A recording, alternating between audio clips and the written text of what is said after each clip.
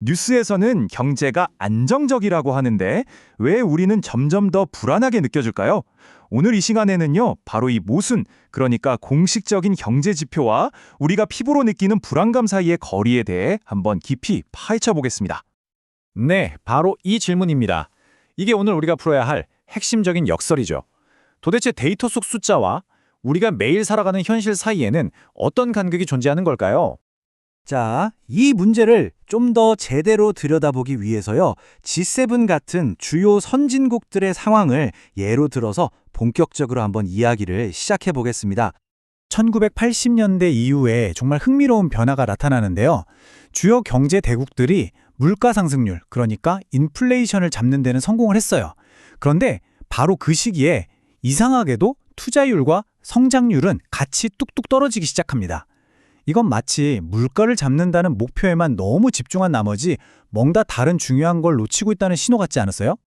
그럼 이제 핵심으로 들어가 보죠. 이렇게까지 물가 안정이 경제 정책의 최우선 과제가 된 게 과연 우연이었을까요? 사실 그렇지가 않습니다.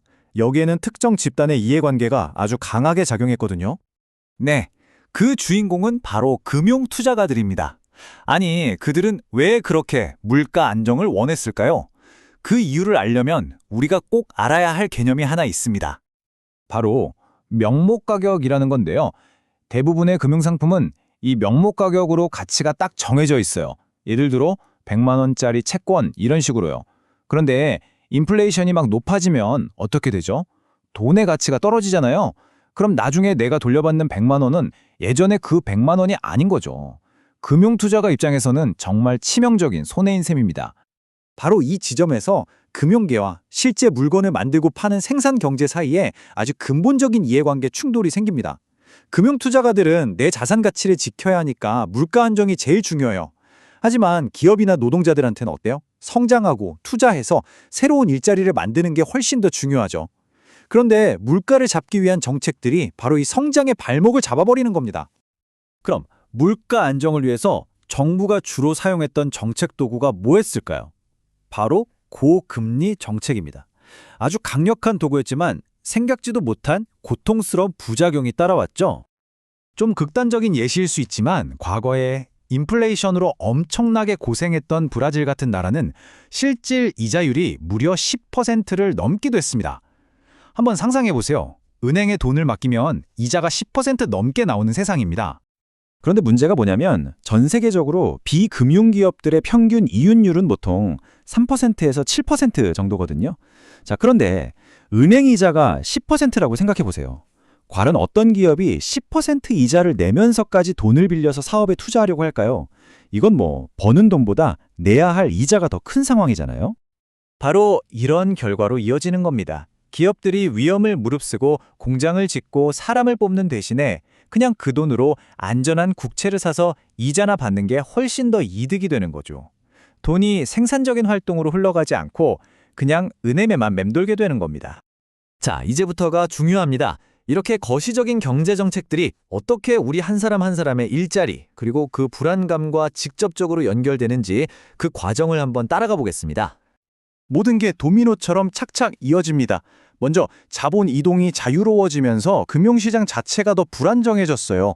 그러자 기업들은 단기적으로 주주 가치를 최대한 끌어올려야 한다는 압박을 받게 되고요. 이걸 위해서 가장 쉬운 방법이 뭘까요? 비용을 줄이는 거죠. 그 칼날은 결국 노동시장 유연성이라는 이름으로 노동자들을 향하게 됩니다. 노동시장 유연성이라는 말, 듣기에는 굉장히 그럴듯하죠? 하지만 그 본질을 들여다보면 기업이 필요할 때 직원을 더 쉽게 해고할 수 있게 만드는 겁니다. 그래야 구조조정도 빨리 하고 회사를 팔고 사기도 편해지니까요.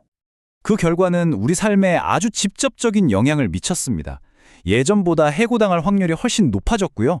회사에 남아있는 사람들은 더 빡센 노동 강도를 견뎌야만 했죠. 심지어 오늘 하던 일이 내일 갑자기 없어질 수도 있는 일 자체의 성격이 아주 불안정해진 겁니다.